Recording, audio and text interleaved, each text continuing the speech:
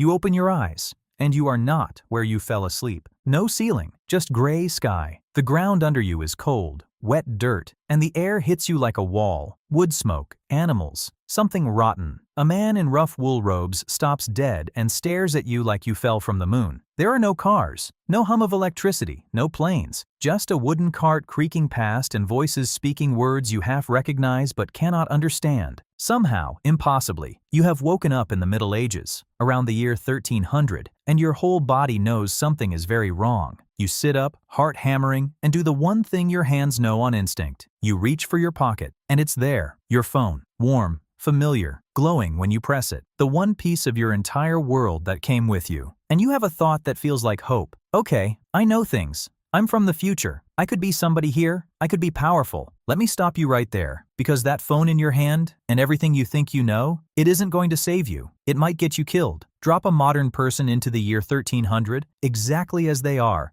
and they'd be less prepared to survive than almost anyone who actually belonged there. And I'm going to show you why, step by step, because it gets worse the deeper we go. Let's start with the phone, because it's the first mistake you're going to make. Here's the fantasy. You walk into some lord's hall, pull out this glowing rectangle, show him a photo, play a song, light up his face in the dark, and in your head, he's amazed. He thinks you're a genius, a prophet. He gives you gold. You become the king's clever advisor. Now here's what would actually run through his mind. A filthy stranger nobody has ever seen, who appeared from nowhere and speaks in gibberish, is holding a flat object that glows with its own light, shows moving images, and steals a person's likeness in an instant. To a medieval mind, that is not technology. There's no such concept. Light with no flame, voices with no person. There's only one box all of that fits into, and it is not a good box to be in. Because here's the part people get wrong. You've heard they'd burn you as a witch. To be fair, the mass witch hunts everyone pictures came later, in the 15 and 1600s, not 1300, but that doesn't save you.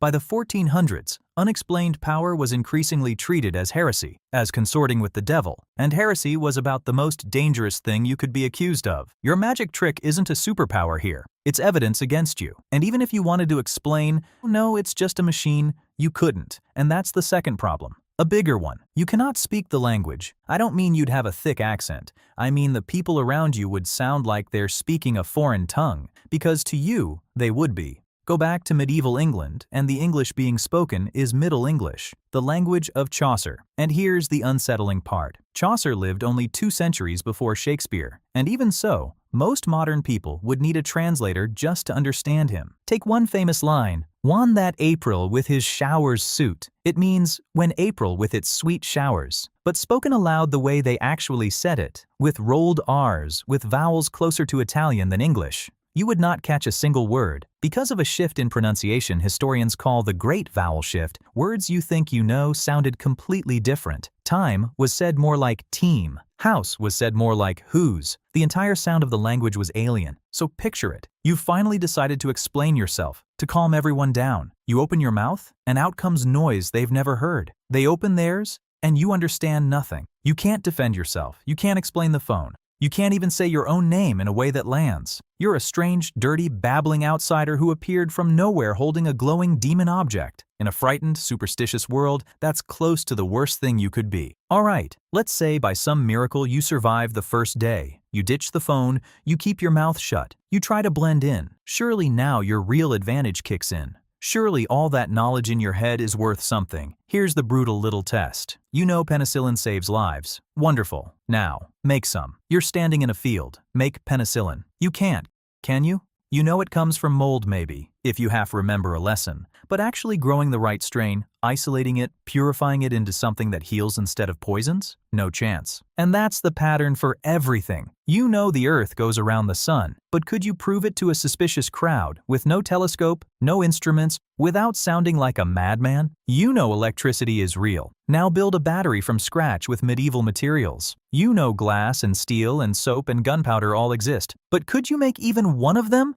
With your own 2 hands? You know these things are possible. You have absolutely no idea how to do them. This is the trap nobody sees coming. Your knowledge isn't really knowledge. It's a list of results, the answers to the quiz, with no clue how to build the world those answers came from. You're like someone who's watched 1,000 cooking shows and never once turned on a stove. You know the meal is possible. You'd still starve in the kitchen. And your phone, the thing that actually holds the real knowledge, the how, the details. Dead rectangle, no signal, no charge, no way to look up a single thing. Strip that away, and you are not a genius from the future. You're a person with a lot of confident opinions and no way to back up even one of them. Okay, so you can't use your magic, you can't speak, and your knowledge is a list of answers you can't apply. Surely, your clean, healthy, modern body is at least an advantage. It might be the thing that kills you fastest. Let's kill a myth first. The Middle Ages weren't the constant filth pit people imagine. In plenty of times and places, people were cleaner than you'd think. But here's what they had that you are not ready for. Water and food swarming with things your sheltered modern gut has never met. For most of history,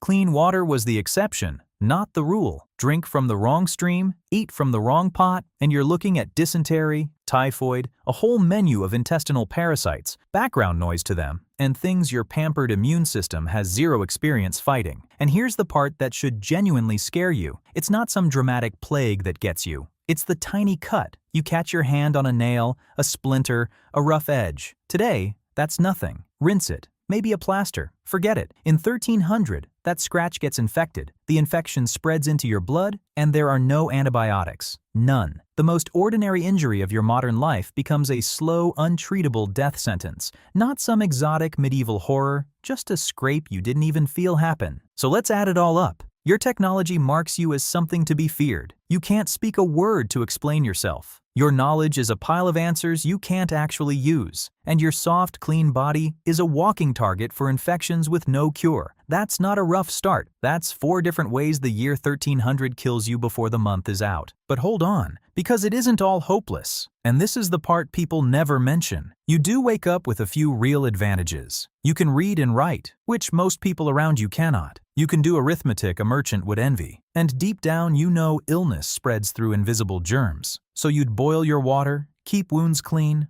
avoid the sick. That basic hygiene could genuinely keep you alive longer than the people born there. For one bright second, it feels like maybe you've got a fighting chance. And then reality closes back in. Reading means nothing when you can't speak the language. Knowing about germs means nothing when a scratch gets infected and there's no medicine to treat it. Your advantages are real, but they're tools with no handles. They'd help you die a little slower. They would not make you the wise stranger from the future. Which brings us to the part that actually matters. You are not stupid. You are extraordinarily capable inside your system. The problem is that almost all of your competence is borrowed. It's on loan from a vast invisible machine. Supply chains, schools, hospitals, power grids, 1,000 years of stacked up tools you never even see. Pull you out of that machine, and it turns out very little of your ability was ever really yours. It belonged to the system. You were just plugged into it. Now think about that medieval peasant you were so ready to impress. They knew fewer facts than you, but they could actually do things. Coax fire from damp wood, read tomorrow's weather in tonight's sky. Tell the plant that heals from the one that kills. Deliver a lamb, mend a tool, preserve enough food to cross a winter that would end you by January. In their world, they were competent in a way you are simply not. You'd be the ignorant one, the fool who knew 1,000 facts and couldn't stay alive for a single week. And that's the real twist. You're not the smartest person who could wake up in the Middle Ages. You're one small part of a giant machine.